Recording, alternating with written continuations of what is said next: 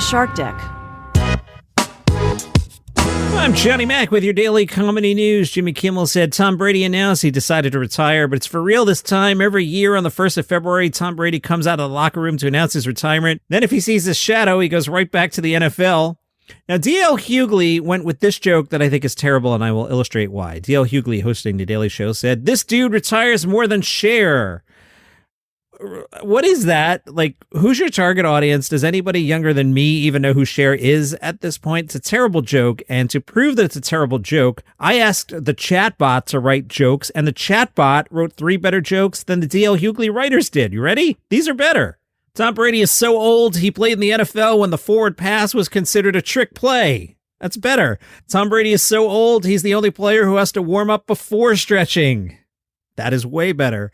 Tom Brady is so old, he's the only quarterback who still calls out to his receivers using a rotary phone. Those are all better. Step it up, Daily Show. Corden went with, sadly, without football, Tom Brady's going to have to fill his days with nothing but being insanely rich, accomplished, fit, handsome, and single. Fallon. He was around for a long time. Let's just say Brady was the only active NFL player to see Top Gun 1 and 2 in theaters. Love it, Fallon. Brady is done, and in a related story, tickets to next year's Buccaneers games are now free. Jerrod Carmichael has a new deal with HBO. This from the laugh button. Carmichael will star in and executive produce a new untitled comedy documentary series based on Carmichael's life.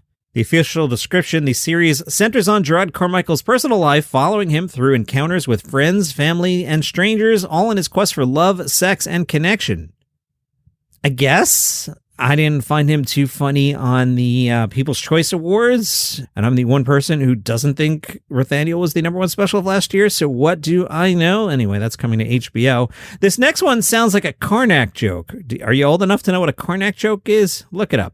From Axios. A Dave Chappelle comedy club, Marion Barry Square, hundreds of apartments, a hotel, and a new NAACP headquarters. And now Ed McMahon will go, a Dave Chappelle comedy club, Marion Barry Square, hundreds of apartments, a hotel, and a new NAACP headquarters.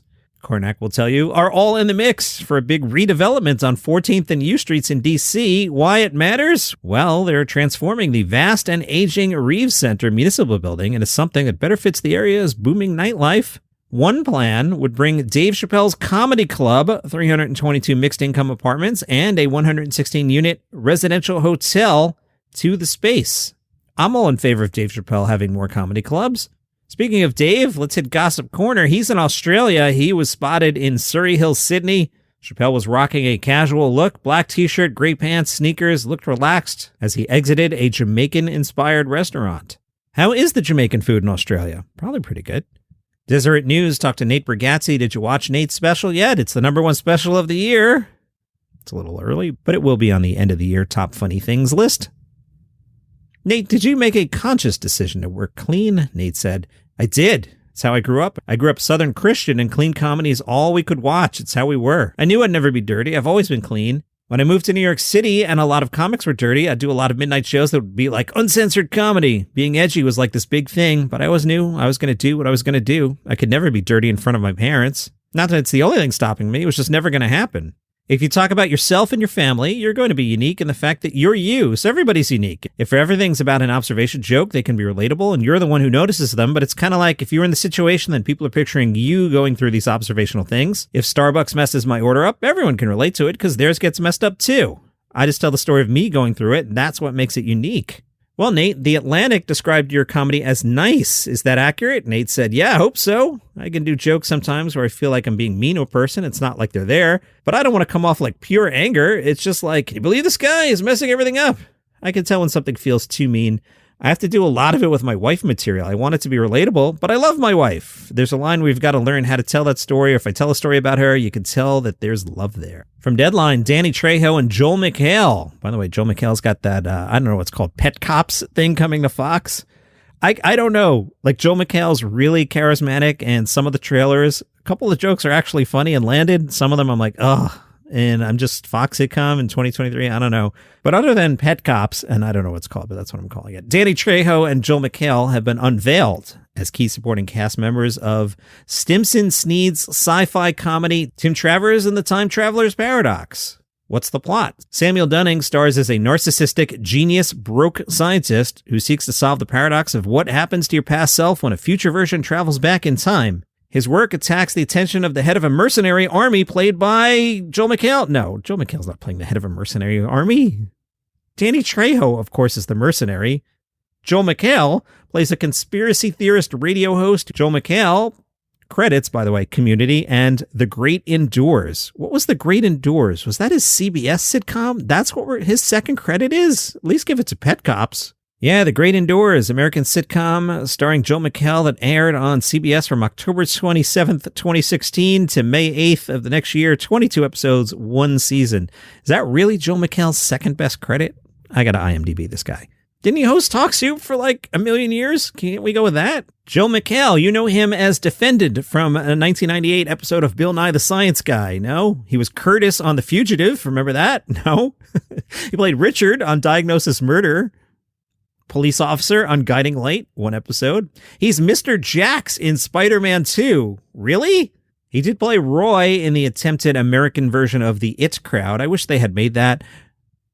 He would have been really good in that. Can we give that another try and keep Richard Ayoade in it? He was going to be in the American version as well. Just let's roll this back. Joel, Richard, and whoever you want to play the female lead. That would be great. I'd watch that.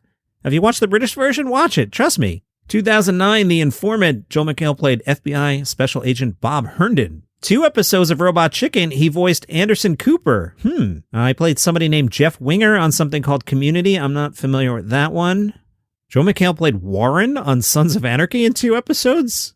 And he played Tad O'Malley on The X-Files. Now, wasn't Tad O'Malley also a conspiracy guy? Yeah, Tad O'Malley is the host of a right-wing conspiracy theory television show. All right, so to bring this story home on that little sidebar, now he's going to play a conspiracy theorist radio host. Joel, you're being typecast. Move on, Johnny Mac. Enough with that. Tonight, Paul Shaffer and the World's Most Dangerous Band, they return to NBC for the first time in 30 years. They're filling in for the Roots on The Tonight Show. The Roots are off being the house band for the Grammys, so Jimmy Fallon needed a band tonight, and he called up Paul Shaffer. That's really cool. You may recall, Paul Shaffer was the band leader for David Letterman on both incarnations of Dave's late night show. Jimmy Fallon, in a statement, said Paul Shaffer is one of the most important musical figures in late night history. Yeah, absolutely. From SNL to Letterman, he's done it all. I'm beyond honored and excited that they're getting the band back together. Shaffer told Rolling Stone he was still putting the band together, but I do have the great Felicia Collins on guitar and the great Anton Fig on the drums. Nathan shot me a note. Hey, man. Well, he didn't write, hey, man. I'm paraphrasing here. Hey, man. Howie Mandel had Weird Al on. Nathan said it was really good, and he learned a few things about Al that he didn't know. I immediately downloaded it. I haven't gotten to listen to it yet. I've been traveling so much. My phone, seriously, I connected to CarPlay in the car, and the phone is like, wait, what? It's so filled with podcasts. I need to just sit in the basement, play video games, and listen to these things. But I have added Howie Mandel with Weird Al. Looking forward to listening to that. Thank you, Nathan. Joe Pera has started a new podcast. This one is called Drifting Off with Joe Pera. Joe announced on Twitter, "Hello, my name is Joe Pera, and I'm back on my BS." And then he adds, "Sorry, my nephews wrote that." The podcast, supported by Patreon, are 15-minute episodes featuring guest scores from musicians Joe Pera admires. He says in the teaser, "We just wanted to keep exploring the territory where sleep and comedy overlap." The first episode is about soup, making soup, eating soup, talking to your friends about soup. Sounds interesting. I have a whole bunch of TV things, all right? If you like the TV and your comedy, here come like 8 stories in a row. I recently told you CNN was looking to add comedy. They added comedy. Official press release. HBO's popular post-show segment Overtime is coming to CNN. You're like, what's Overtime? That's the thing where Bill Maher and his guests continue the discussion and answer viewer questions following each episode of Real Time with Bill Maher. Overtime, the Real Time with Bill Maher post-show segment, will air on CNN Friday nights at 11:30. Meanwhile, on Fox, that's where Roseanne Barr's Cancel This special is going to air the Monday after the Super Bowl. It's Roseanne's first stand-up comedy special in nearly 20 years. I saw Roseanne in person. I want to say it was at Radio City. I remember the show because sitting on my left was one of the hosts at SiriusXM, Mark Says Hi. Sitting on Mark's left was Paul Mooney, and Paul Mooney fell asleep during Roseanne. I remember her being okay. We are told the special features Miss Barr's signature comedic take on a variety of topics, from her experiences growing up Jewish in the Mormon citadel of Salt Lake City, moving to Texas, and raising her privileged brood. Fox Nation, so this isn't the Fox News channel, this is their digital thing. Fox Nation will also release Who is Roseanne Barr, a special which takes an in-depth look inside the life and career of Miss Barr. It's interesting to me that the press release twice refers to her as Miss Barr. I wonder where that came from, or if that's a demand of hers. It's just a little uncommon.